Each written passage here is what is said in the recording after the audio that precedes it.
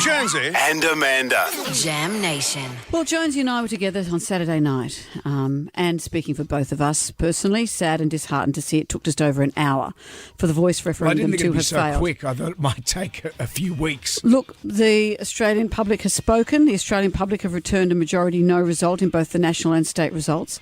Where do we go from here? What does a no vote mean? Where does it leave our country? Channel 7's political editor Mark Riley joins us to answer all these huge questions. Hello, Mark. Good morning, Amanda. I hope I've got the answers. Have you got the answers, Mark? We come to you for answers. The oracle. All right, Jonesy, I'll give it a crack, mate. Don't worry. So what happens? The answer is, what where happens? do we go from here? Yes. Yeah, look, the government wasn't talking about a plan B throughout the campaign, right? I mean, the normal thing that governments do facing elections of any description, now we're not going to talk about what happens if we lose, we're going to win. But now they need to talk about it because the reality is, you guys said, they put this proposition to the Australian people, and the Australian people gave them an emphatic no. I mean, 60-40, it's a bit over 60% now, getting up to 60.5 to 39.5%.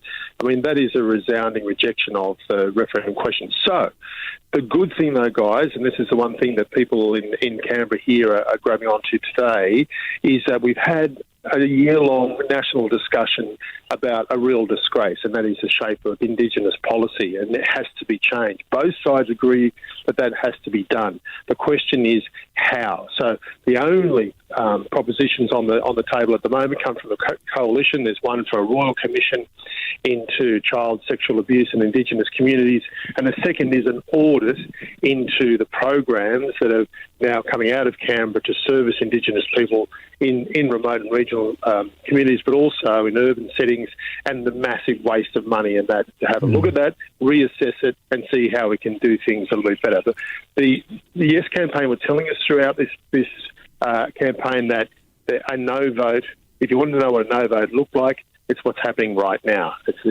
doing the same things and continuing to do them. We can't do that. I think both sides accept it now. Yeah, and I voted yes because I just wanted to make a difference. I wanted to, when it first was proposed, I went, yeah, sure. And then I read into it. And I wouldn't judge anyone for voting no. We're a free country. Yeah. That's what makes us great. But I just thought, I want to make a difference to the traditional owners. I want to be a part of that, and that's the only reason I voted yes. And Mark, how will Indigenous Australia respond to any overtures now? Because how can they not take this personally? Yeah, well, sceptically, Amanda, that's exactly right. I mean, there are people in Indigenous communities now, and certainly Indigenous leaders who are hurting this week. You've heard about them going into a week of silence and grieving and pulling flags at half-mast. People devoted 12 months, 18 months of their lives to this campaign, and they are absolutely shattered today. But it's a brutal reality for them. This is democracy. We are a democracy. It's a wonderful thing. The great thing about Australia is that you can go and express yourself freely. We have free and open elections, and you've just got to accept and respect the will of the people and move on. And that's what they need to do. But and hopefully that will happen over the next couple of weeks. A lot of people were in the same boat as you, Jonesy. They said, well, obviously things up to this point haven't worked, so why don't we try something different? But I think the analysis now, as it was during the campaign, was although there was majority support for constitutional recognition of Indigenous people as the first Australians in the Constitution, I mean that is supported. The questions around the voice, a lot of them were spurious, a lot of them were the result of misinformation and a pretty good campaign run by the no side. They just weren't sure about that element. And perhaps Albo saw the finishing line and didn't actually look at the race so much, as it were. Look, I got a sense though, mate, you may have as well, I got a sense in the last couple of weeks that he was realising this wasn't going to get up. So, look, this is a guy who won that last election, who's done pretty well as a Prime Minister over 18 months. And as PMs, Paul Keating used to say, you've got a certain amount of political capital and you've got to spend it. You can't leave office with it still in your pocket. So you've got to spend it on things you really believe in. And Anthony Albanese, you've got to give him credit. He pushed this from the night of the election. In fact, before that, right through the past 18 months and said he was going to remain true to his commitment to Indigenous people and see this to the finish. So he's done that. He's spent his capital and he lost. And I think I saw it in the last couple of weeks. You could see, that the bottom lip was quivering quite a bit. And I think he was emotional about the issue, but I think he also was facing the reality that it just wasn't going to get up. But people complain about politicians, and I do feel for Albo because everyone, like Tony Abbott first had the voice to Parliament came through in Tony Abbott's under his tenure, and then that went to Malcolm Turnbull, then it went to ScoMo, and then when Albo got in, he said, well, what do you want me to do? And they said, well, we want to get this voice up. And he goes, you know what? There, let's make it happen. So we complain about politicians not doing anything, and Albo put his dick on the line for this thing. So what does it mean for him? What does it mean for him in the future, though? Does that mean it'll be one term for Albo, or can he come back from this? I don't think so. Look.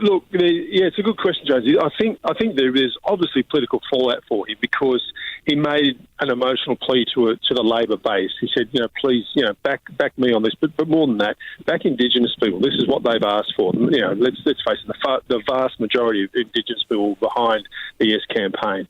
There was a very effective vocal minority that were on the no side. But he said, look, back me on this. And Labor voters didn't back him, certainly not in the sufficient numbers to get it across the line. Why? Because a lot of the Labor MPs are telling me that the messages they were getting back on the ground was, look, we just don't see this as a priority in our lives at the moment. We're struggling. We're trying to meet our mortgages. If you tried to fill your car up, it's expensive. You've been to the supermarket, it's killing us. So this is what's in our front of our minds. We want you to get onto this. So that argument was run well by the No campaign. What does it mean for Albo? He's got to get those Labor voters back on the main game now, which is cost of living. And it is all those other social reforms he's got. But he's also got a commitment to put up a referendum for a republic at some point if he remains Prime Minister. And I reckon that's gone down into the dusty shelf on the bottom of the... No more referendums. On the bookshelf in the now, not in the short term, that's for sure, mate. What about Souths, hey? Let's get Souths back. Well, for Peter Dutton, it's his first real victory, but he can hardly celebrate.